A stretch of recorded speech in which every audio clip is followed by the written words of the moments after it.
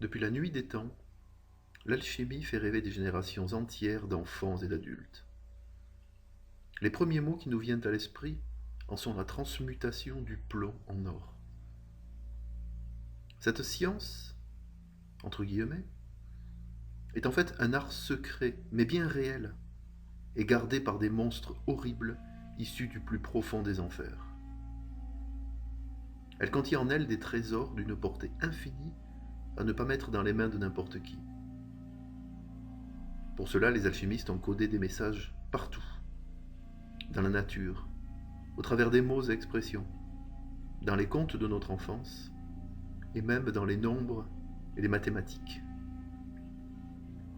Ils y décrivent en détail toutes les étapes de l'œuvre, de la préparation de la première matière jusqu'à son aboutissement et ses objectifs.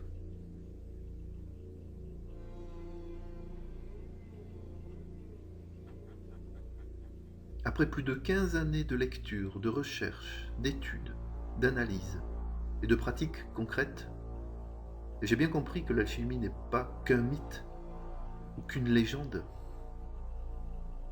Ça existe réellement. Ça marche.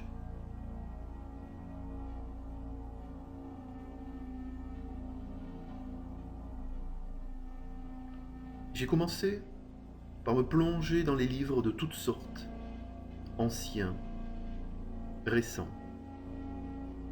Merci à Basile Valentin, Paracelse, Philalèthe, Roger Bacon, Raymond Lulle, Arnaud de Villeneuve, Albert le Grand, et même Pythagore ou Newton.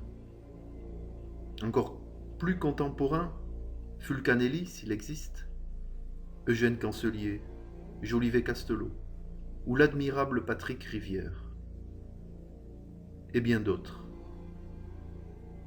En voici une partie, une toute partie de ma bibliothèque physique. Ils m'ont indiqué les pistes à suivre et certains chemins qui mènent aux portes du trésor.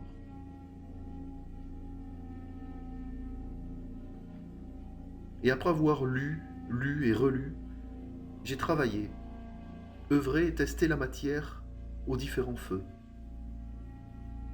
Après quelques pratiques concrètes sous l'égide de la lune et du soleil, en voici quelques-unes de mes réalisations en suivant différentes voies. Il ne me manquait plus que quelques codes et quelques clés pour ouvrir les portes de l'enfer et du paradis. Il suffisait de réécouter les belles histoires de notre enfance. Blanche-Neige et les 7 nains, le petit chaperon rouge, au clair de la lune, la souris verte, le corbeau et le renard, par exemple. Et même les schtroumpfs. Il suffisait de regarder, d'écouter et de sentir la nature au travers notamment de ces belles plantes mystérieuses que sont le sceau de Salomon, l'ortie ou le bouton d'or.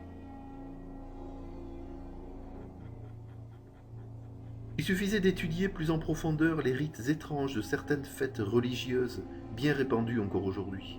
Pâques, la Chandeleur, l'Épiphanie, et même la Saint-Valentin.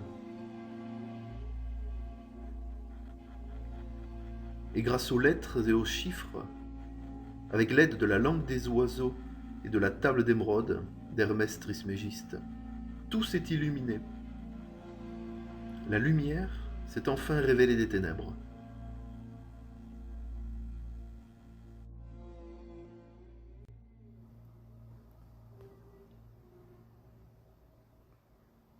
Ce livre est l'aboutissement de tout ce travail.